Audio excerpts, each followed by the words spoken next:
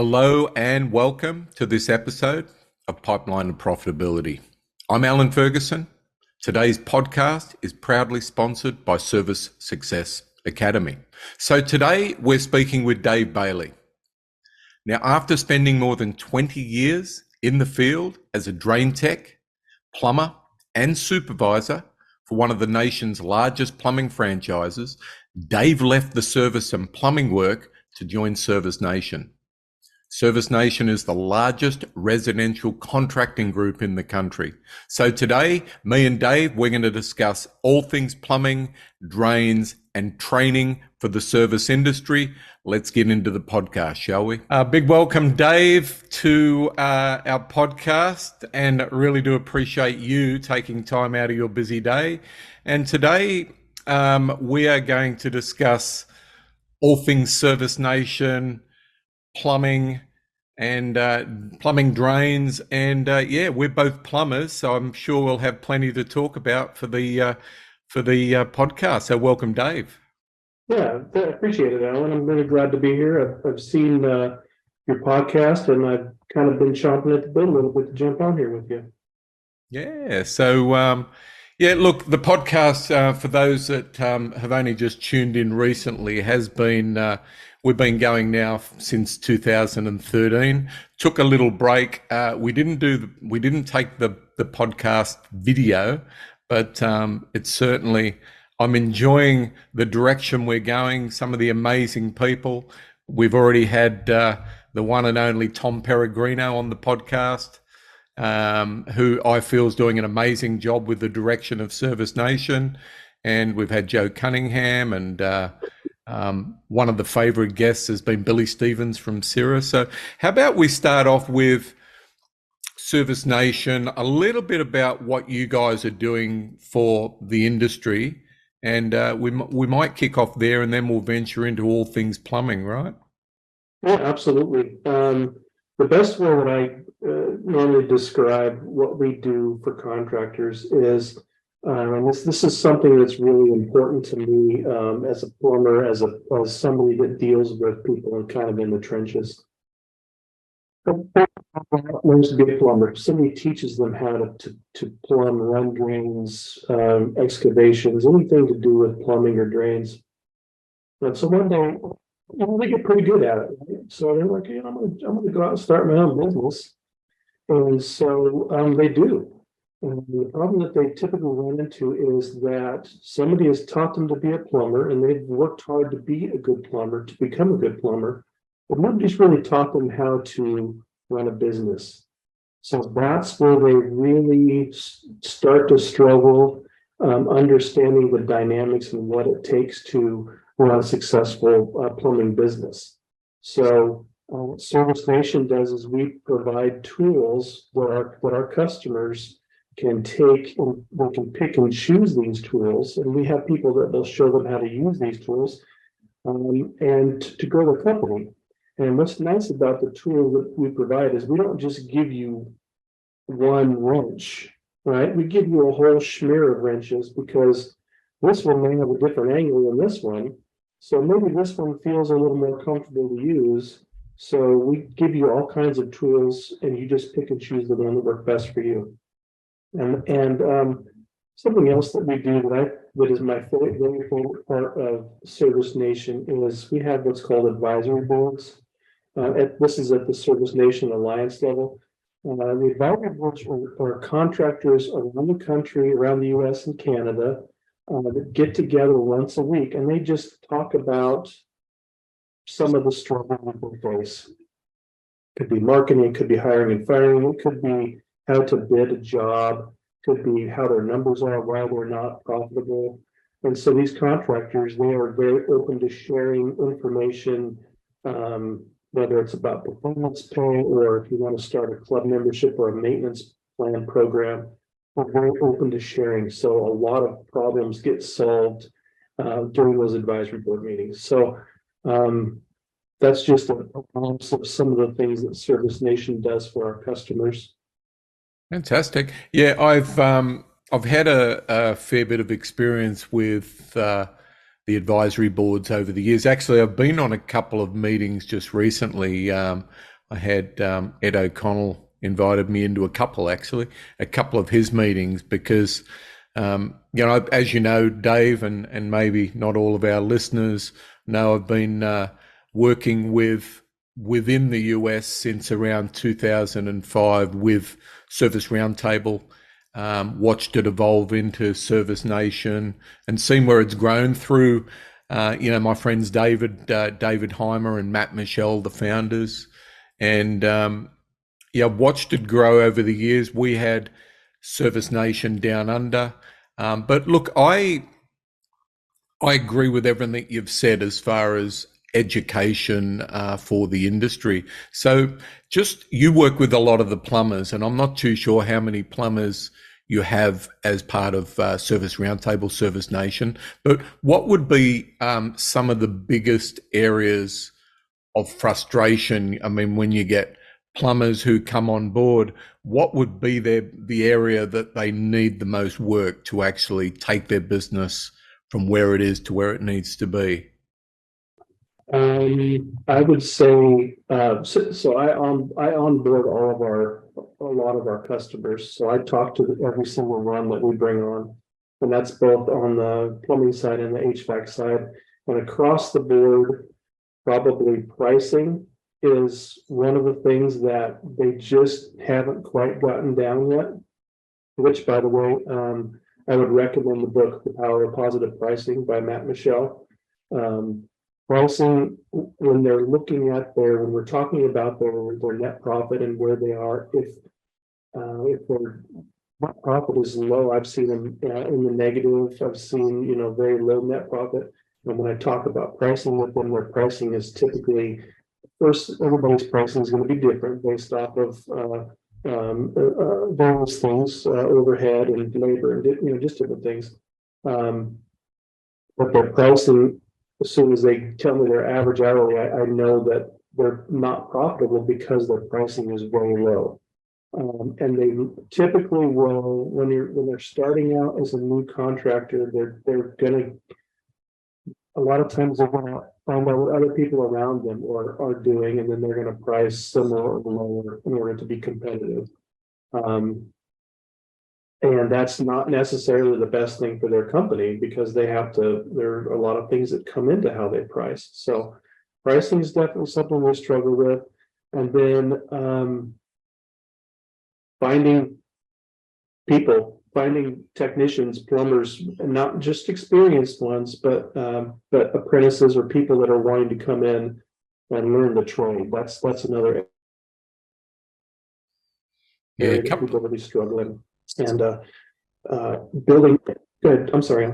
Yeah, no, that's all good. There was a little bit of a break. I think one of us has got a little bit of a weak internet connection, but nonetheless, we'll battle through this. Can we be? Yeah, look, I'd like to double back to pricing and the power of positive pricing. Now, I have sold, I don't know how many copies, but it would be probably close to 100 copies. Matt Michel, or you guys might know how many books I've actually brought down under.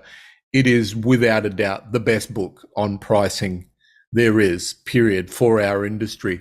And the thing is, Dave, with all the contractors, not just down under, but all the contractors that I work with in the US, the pricing calculator that you guys have, the power of positive pricing calculator, is without a doubt, and it's my opinion only, one of the best tools. And we still share it with contractors.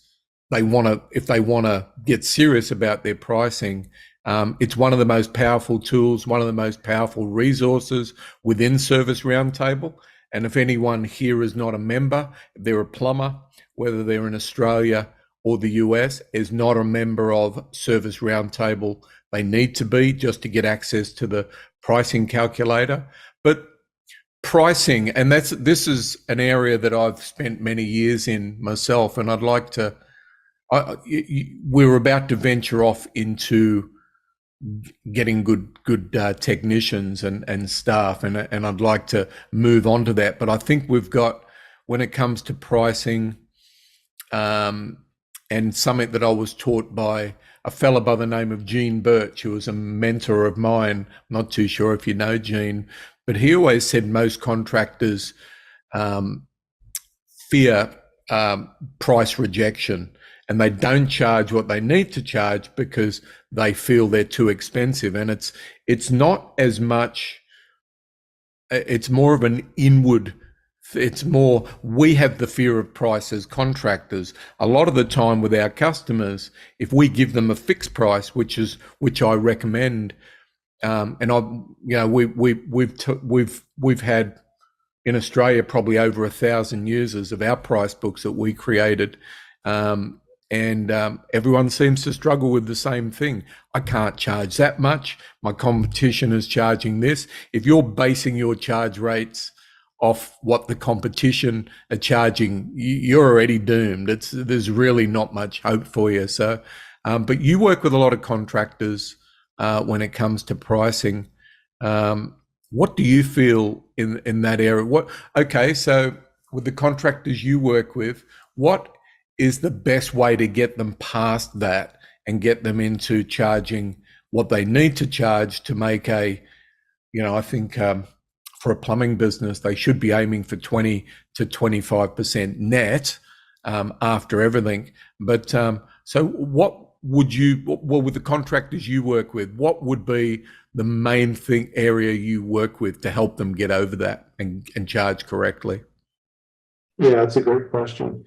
You mentioned fear, and I think that you hit the nail on the head there. They're afraid of rejection, so they price themselves where they feel. In other words, they're selling to themselves.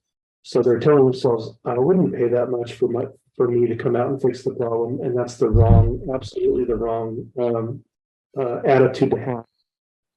If you're going to charge according to what will make you profitable, then you have to build the value. And we talk about this. You've got to build the value in your service. I don't know that you're good friends with Joe Cunningham. It starts with running a service call.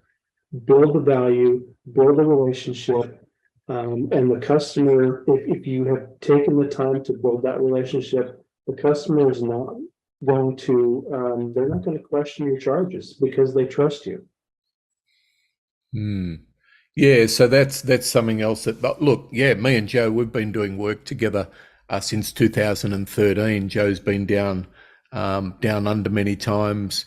Most of what I teach and we teach together is based on his principles of teaching technicians to present options and not be selling. Although we're all in sales, we need to make sales for a company to survive. But there is a way to actually present a customer with solutions to problems and present the price in such a way where it's packaged, and the customer shouldn't really have an option.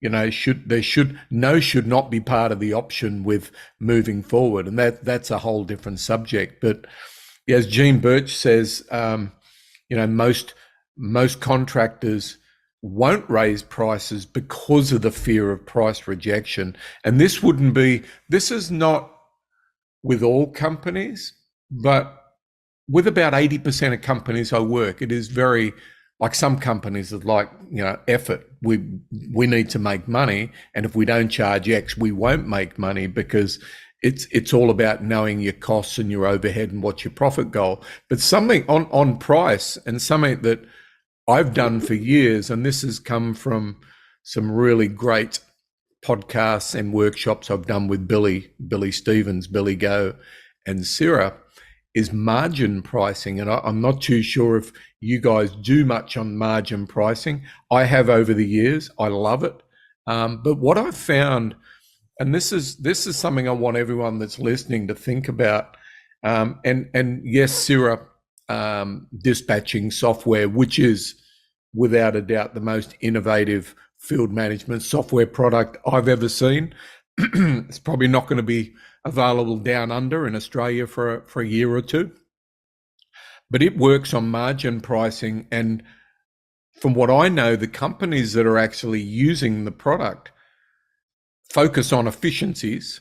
And when they focus on efficiencies throughout the business, whether it's the number of office staff, the number of dispatchers, the number of managers, when you've got a software product that manages that, you can actually be more competitive in the marketplace, and you don't have to charge as much as your competition to still meet your desired net, which should be north of 20%.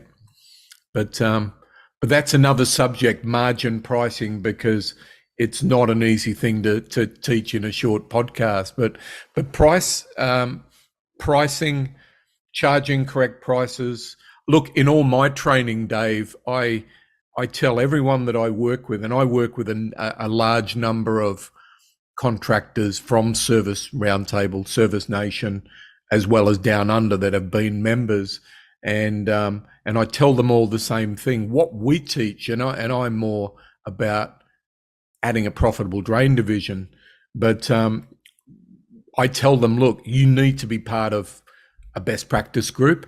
I would prefer you're part of Service Roundtable, Service Nation, and definitely get in and crunch those numbers, work out what you need to charge. So do you want to continue on that topic, Dave?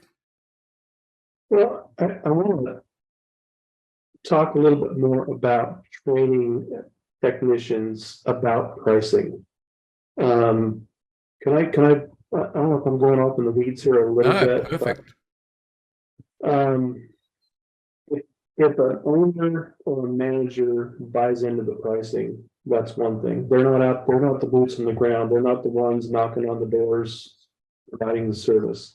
It's the technicians and plumbers, the drain techs and plumbers are the ones that are out there in the field presenting prices to customers.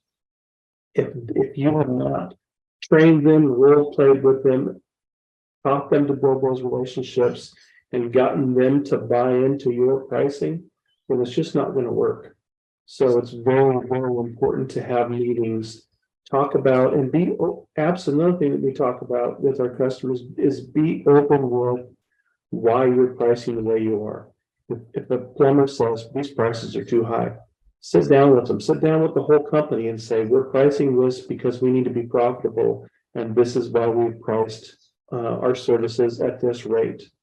They have, unfortunately, so a little background about myself. I spent 22 years in the field as a drain tech, a plumber, field supervisor, and I can tell you that the prevailing attitude with a lot of companies, with a lot of them, plumbers and techs in the field, is that we're just raising money because the owner wants more money for himself, and that's just simply not true. So be open and honest with your completely open and honest with your finances, with your employees. Train them to understand and accept your pricing, and they're going to present that to your customers. Now, I lost my train of thought. I was going to talk about I'll quickly jump in, because usually when someone jumps in at a point like that, the chain of thought will come back. So I'm gonna hand it back. I'm gonna hand the mic back to you. But something that we did that was really powerful, and I not only did it in my own companies, I did it with all the companies that I taught. We probably overall, there was a couple of hundred companies in Australia. Probably didn't work with them all directly, but indirectly through some of the training. Matt Michel, David Heimer, Mark Madison, Ben Stark, Kenny Chapman, they came down under. They've been down under a few times, and we've taken some events via, I think you call them success days over there. Very, very successful. We took them. We run several in Sydney, run several in Melbourne, and as well Queensland. We didn't venture too much further than the East Coast, but we have educated a lot of contractors down under. And I always, when I get in front of the mic or get on the stage, I always talk about the importance of mindset of the technicians, and we would take them through what I call the one truck exercise. Now, if there's anyone on this podcast that wants a copy of that, or any of the Service Nation members, we do some really good training on the one truck exercise. And this exercise is to take each individual, sit them down, and the scenario is, well, what if tomorrow this company was closing its doors and you were going to go and work for yourself? What we want to do is help you via real numbers of what it's going to cost you to run your business.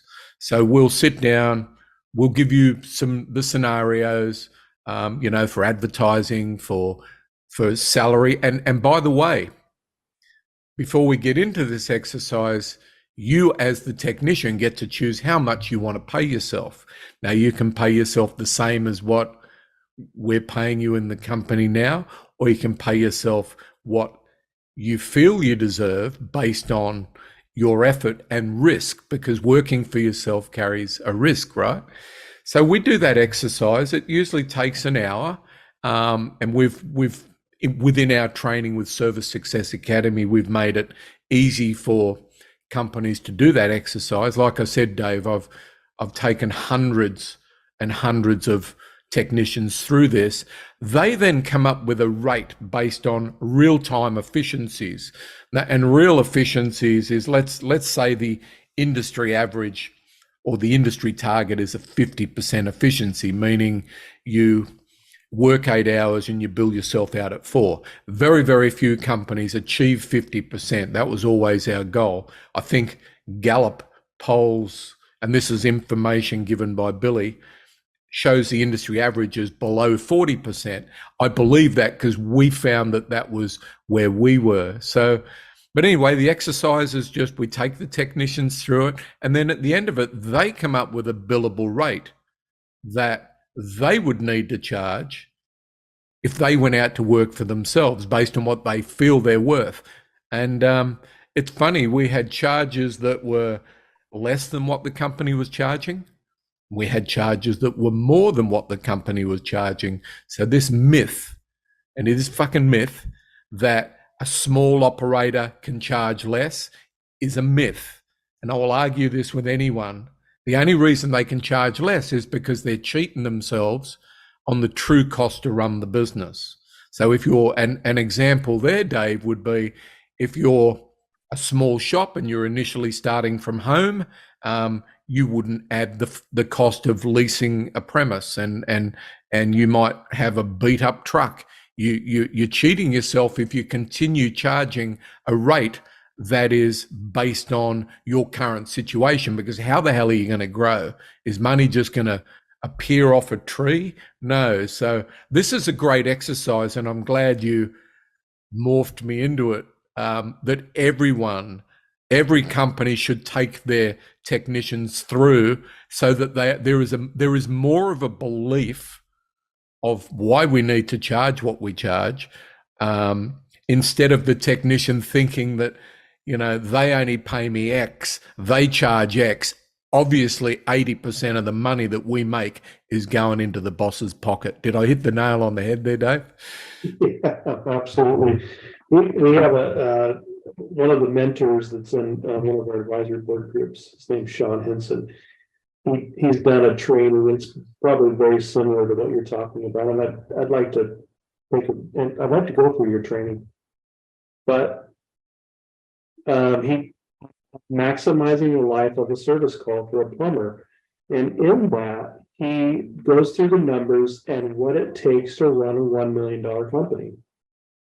And I thought, of all of the things that a company needs to provide for their employees, that small contractors, the people that are small-minded, I don't want to say that as an insult, but small-minded meaning that they're. Are you calling me small-minded? I'm joking. I'm saying that they're pricing for where they are and not where they want to be. And if I'm sure you understand all of the things that eventually I think we're going to morph into talking about finding employees. Yep. If you find employees, you can't provide insurance and vacation and benefits because you're priced too low. you're not going to keep those people. So, yeah, there is a lot involved to running a healthy company and growing a healthy company. So I think the training that you're doing, we had Billy Stevens come into our office, and he talked about efficiency and what Billy was doing using Sarah systems, and they're very efficient. And I remember when I was in the field, you've got guys that get to they roll into the shop at whatever 9 o'clock. They sit around and bullshit for an hour. They do some paperwork, and they clean their truck, and then they go to the gas station to get something to drink and some snacks and fill up their truck. And so by the end of the day, they're running 3 calls, because they're just not efficient. And there are systems, and I don't have a problem with that here, but you brought Sarah up, so and I've seen a demonstration, but they're very efficient, and I think that makes a huge difference in the profitability. Efficiencies, and I've said this many times, and I've been saying this for, 15 years. Efficiencies affect the profitability of any service company more than anything else. If you run your business efficiently and you're able to monitor all the wasted time, all the downtime, and you're able to manage it, and it's all about managing it, you will be way more profitable, and you won't have to charge as much as the inefficient companies, which is the majority. Okay. And look, I'll say, I've said this many times, there is no product that does it quite like Sira, and it's using AI, it's using technology. It does mean a company needs less overhead, indirect overhead via dispatchers and CSRs and managers, because the software does it. But that alone is what, that's where some of your efficiencies are obtained for the industry. So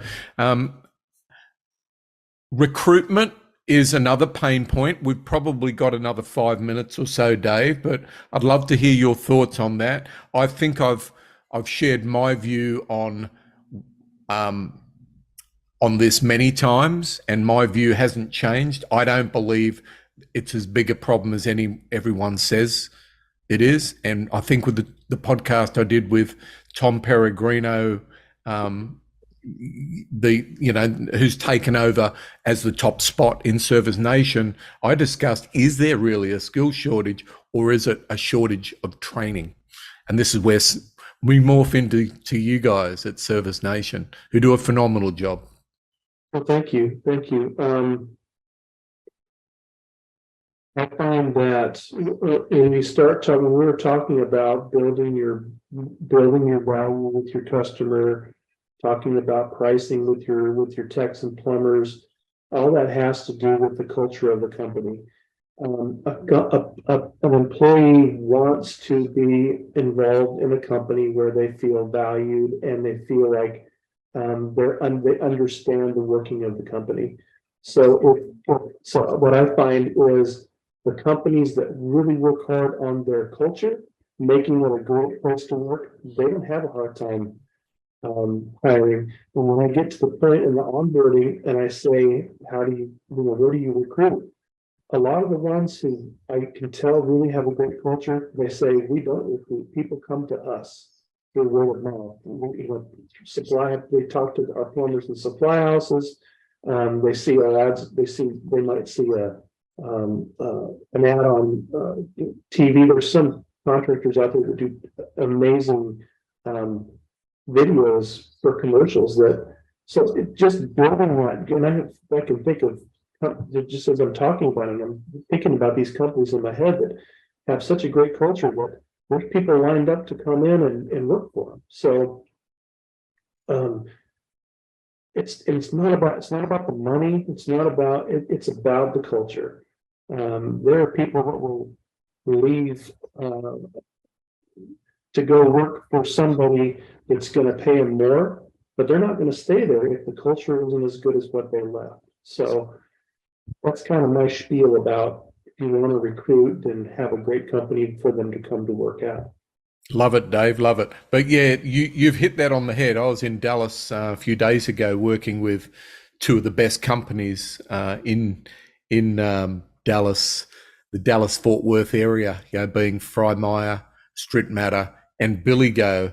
And what I've learned about these amazing companies who are all part of Service Nation is they don't have, look, everyone has some area of recruitment issues. I know Billy Go doesn't because it's just such a great company and there seems to be plenty of people that want to come and work there. But I've always said, and something that worked really well from us, your future employees should really be coming from your current employees. They should be talking up what a great company this is, where, because most of our plumbers know other plumbers, right? Now, if your company sucks, they're not going to go, well, okay, come and work for this company. The company must be good. The culture must be good. And look, the difference between, this is my observations based on some time in a few great companies.